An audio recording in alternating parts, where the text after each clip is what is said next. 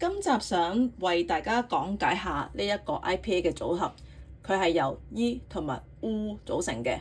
咁夾埋一齊嚟讀呢，就唔係 U， 係 U 係呢一個 YOU 嘅 U， 因為佢哋係順住咁樣 blend 埋一齊嚟讀嘅，變成 U。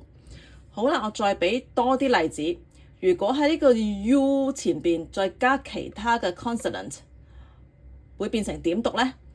例如呢一個 B、E、U 夾埋一齊會唔會係 B、E、U？當然唔係啦。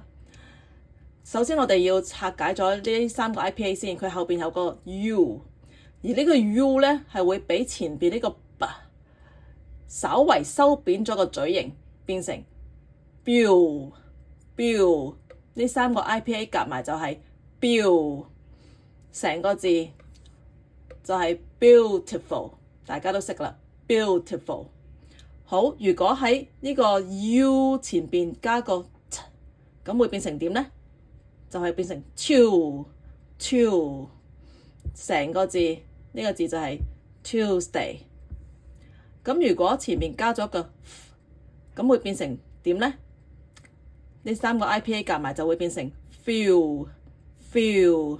好，呢個字成個字係 feels。咁如果 U 前面加個咁會變成點呢？就係 meal。好，成個字 melt。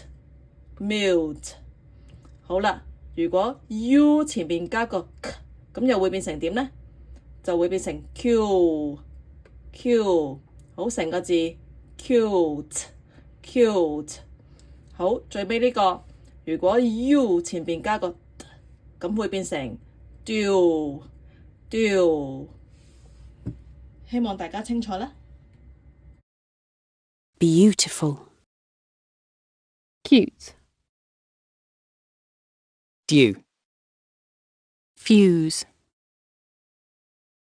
mute, new, Tuesday.